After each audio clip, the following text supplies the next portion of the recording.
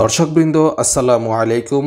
হিন্দু ভাই এবং বোনদের প্রতি রইল আমার আদাব, নমস্কার এবং শুভেচ্ছা। দর্শকবৃন্দ, আজকের এই ভিডিওতে আমি এই ক্যালকুলেটর ব্যবহার করে খুবই কম সময়ের মধ্যে একটি শতকরার পার্সেন্টেজের গাণিতিক সমস্যার সমাধান করব। তাই দর্শকবৃন্দ, আপনারা ভিডিওটি প্রথম থেকে শেষ পর্যন্ত দেখবেন। শেষ পর্যন্ত না দেখলে আপনি গাণিতিক এই সমস্যাটির সমাধান সহজভাবে মাত্র 5 থেকে 10 সেকেন্ডের মধ্যে সমাধান করা শিখতে পারবেন না।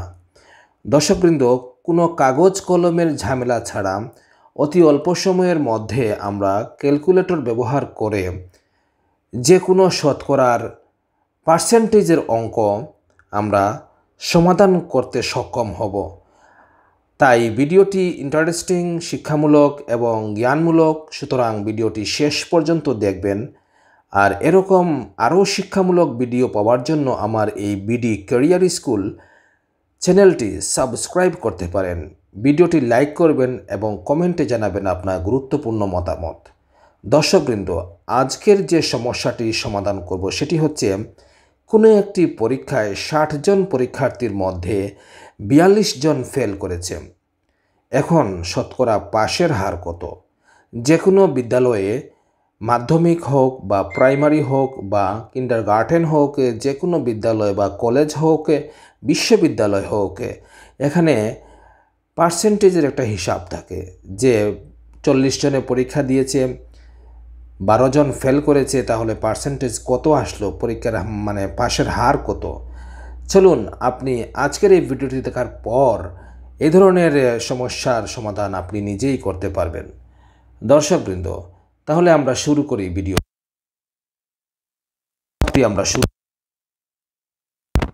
প্রথমে আমরা লিখব যে পরীক্ষার্থী কতজন ছিল। 60 জন। আমরা 60 লিখব। লেখার পর আমরা বিয়োগ চিহ্নতে প্রেস করব। প্রেস করার পর 42 জন ফেল করেছে।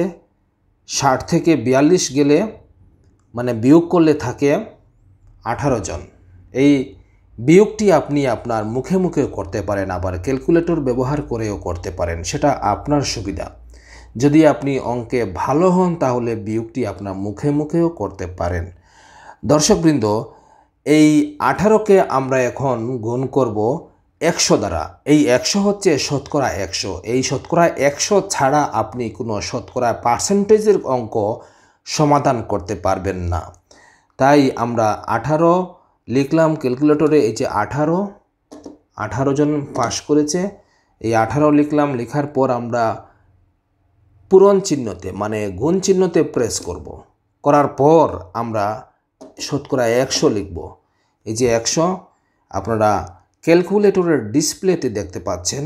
এবার আমরা সমান চিহ্নতে প্রেস করব। যে সমান চিহ্ন রয়েছে এখানে আমরা একটা প্রেস করব। প্রেস করার পর আসলো রেজাল্টে 1800, 1800। এবার এই 1800কে আমরা ছাত্র পরীক্ষার্থীর সংখ্যা দিয়ে ভাগ করব। যেহেতু 60 জন পরীক্ষার্থী, তাই আমরা এই 1800কে 60 দ্বারা ভাগ করব। এখন আমরা এই ভাগ চিহ্নতে ক্লিক করব। এই যে ভাগ চিহ্ন রয়েছে এখানে আমরা ক্লিক করব, প্রেস করব।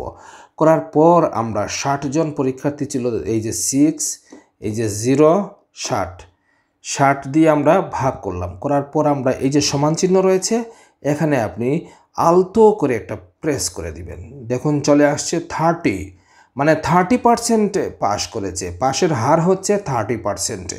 একটি বিদ্যালয়ের মধ্যে, মাধ্যমিক হোক বা প্রাইমারি হোক বা কিন্ডারগার্টেন হোক বা কলেজ বিশ্ববিদ্যালয় হোক, যে কোনো ধরনের শিক্ষা প্রতিষ্ঠানে 60 জন পরীক্ষার্থী ছিল, 42 জন দুর্ভাগ্যবশত ফেল করেছে, তাহলে পাশের হার হচ্ছে 30%। দর্শকবৃন্দ, এই ভিডিওটি আপনি জাস্টিফিকেশন করার জন্য আপনার পার্শ্ববর্তী যে কোনো বিদ্যালয়ে শিক্ষয়িত্রী, ম্যাডাম, স্যার, যে কোনো শিক্ষককে আপনি পরখ করে দেখতে পারেন, যে পরীক্ষা করে দেখতে পারেন যে উনি আপনার তাৎক্ষণিক রেজাল্ট দিতে পারেন কি না। দর্শকবৃন্দ, এই ধরনের শিক্ষামূলক ভিডিও দেখার জন্য আপনি আমার এই চ্যানেলটি সাবস্ক্রাইব করতে পারেন এবং পাশে থাকা বেল আইকনে ক্লিক করে রাখতে পারেন, যেন পরবর্তী ভিডিওটির নোটিফিকেশন আপনার কাছে দ্রুত চলে যায়। ধন্যবাদ সবাইকে। আসসালামু আলাইকুম, আদাব, নমস্কার, শুভেচ্ছা।